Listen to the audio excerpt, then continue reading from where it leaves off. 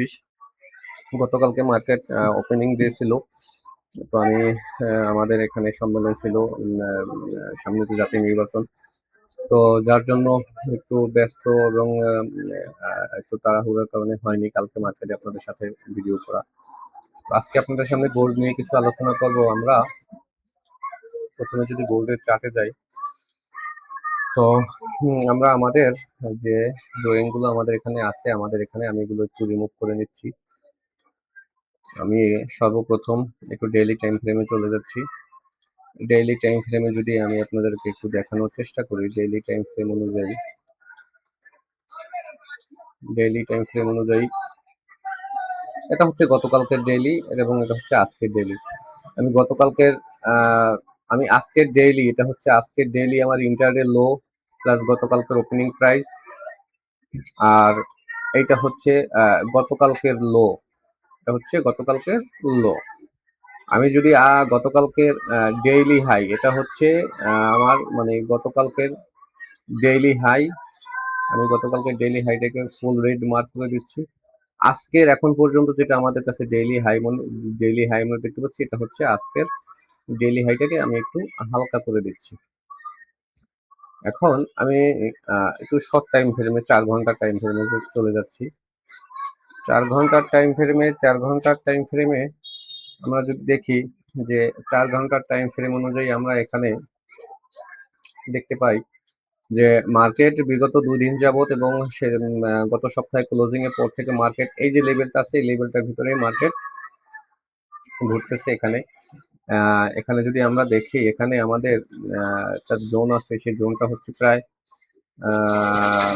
1200 পয়েন্টের একটা জোন আছে, 1250 পিপসের একটা জোন, 1250 পিপসের একটা জোন।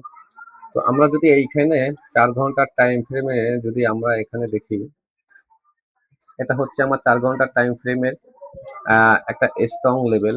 এটা আমার 4 ঘন্টার টাইম ফ্রেমের এটা একটা strong level, buying level, support বা ডিমান্ড লেভেল।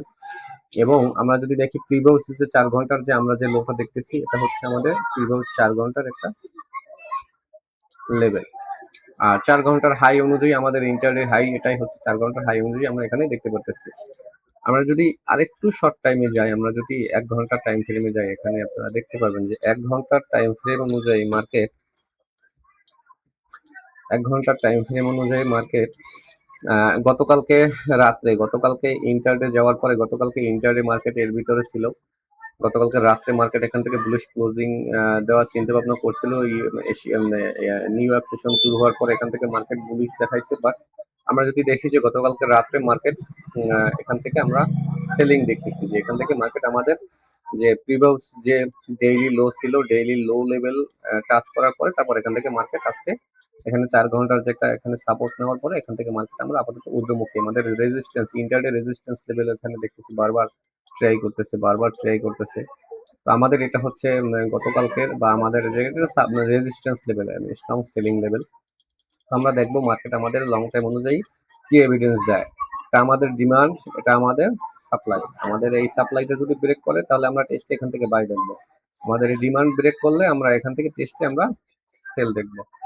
আর যদি আমরা আর একটু শর্ট টাইমে যাই, M15-তে যাই, অথবা যারা স্ক্যাল্পিং করি আমরা, অনেকেই আছে 5 মিনিট 1 মিনিট আমরা দেখে আমরা স্ক্যাল্পিং করি। আমরা শুধু এই স্ক্যাল্পিং যারা আমরা করি, স্ক্যাল্পিং এর বিষয়টা বলি।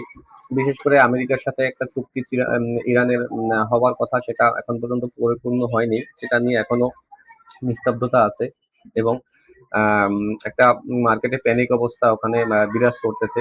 মার্কেট এখন পর্যন্ত কোনো সিদ্ধান্ত অভিন্নতায় ভুগতেছে যে মার্কেট এখান থেকে বাইং হবে না মার্কেট সেলিং হবে। আমি যদি 5 মিনিটের টাইম ফ্রেমে যাই, 5 মিনিটের টাইম ফ্রেমে আপনারা স্পষ্ট এখানে দেখতে পাচ্ছেন যারা স্ক্যাল্পিং করবেন, আপনাদের জন্য এখানে এটা হচ্ছে স্ট্রং লেভেল, এগুলো তো লং টাইমের স্ট্রং লেভেল।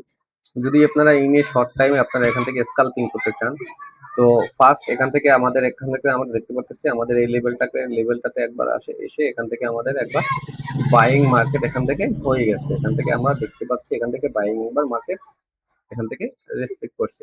আমাদের যে আপার লেভেলটা আছে, আমরা যদি দেখি আমাদের যে এই যে আপার লেভেলটা আছে, আমাদের বিশেষ করে যে লেভেলটা আছে, আমাদের এই লেভেলটা যতক্ষণে ব্রেক না করে স্কাল্পিং লেভেল হিসেবে আমাদের এই লেভেলটা অবশ্যই ব্রেক করতে হবে। আমাদের এই লেভেলটা ব্রেক না করা পর্যন্ত আমরা উপরে দেখবো না যে আমাদের রেজিস্ট্যান্স, এটা ব্রেক করলে তারপর আমাদের উপরে রেজিস্ট্যান্স লেভেল ব্রেক করতে পারে, সম্ভাবনা আছে। আর যদি এরপরে আমরা নেক্সট সেটআপে যাই, এটার ভিতরে যে এরপরে আমাদের কোথা থেকে বাইং আমরা দেখতে পারি ইন্টারডে অনুযায়ী, স্কাল্পিং অনুযায়ী। তো আমাদের ফার্স্ট এটা যেহেতু আমাদের কমপ্লিট রেসপেকটেশন হচ্ছে, আমাদের সেকেন্ড যে একটা রেসপেকটেশনের জায়গা আছে, যে লেভেলটা আমাদের রেসপেক্ট করতে পারে, তো সেটা হচ্ছে মার্কেটের এই লেভেলটা। এই একটা লেভেল আছে যেখান থেকে মার্কেট কিছুটা বাইং দেখাইতে পারে, মার্কেট এখান থেকে বাইং হতে পারে, আমরা এটাকে ব্লু করে দিলাম। এবং থার্ড দেখি এখান থেকে আমাদের লিকুইড নিয়ে এই যে লো আছে, এই লো লিকুইড নেওয়ার পরে মার্কেট এখান থেকে নিম্নমুখী হতে পারে। স্কাল্পিং হিসেবে আমরা এখানে দুইটা বাইং লেভেল দেখছি। এই যে ফার্স্ট লেভেল যদি ফেল করে তাহলে সেকেন্ড লেভেল থেকে আমরা ট্রাই করবো যে এখানে যদি এভিডেন্স আসে বাইং এ, তাহলে আমরা বাইং করবো।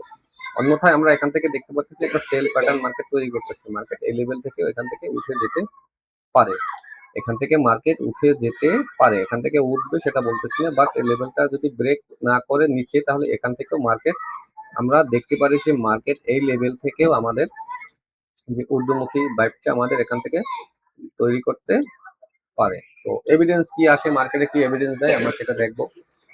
আর আজকে মঙ্গলবার, আগামীকালকে বুধবার, আগামীকালকে নন ফার্ম এনএফপি নিউজ। তো আপনারা মার্কেটে অবশ্যই স্টপ লস সহকারে আপনারা এখানে থাকবেন, স্টপ লস ব্যতীত কেউ এখানে মার্কেটে এন্ট্রি নেবেন না। তো আজকের মতো এ পর্যন্তই, ভালো থাকবেন সবাই, আসসালামু আলাইকুম।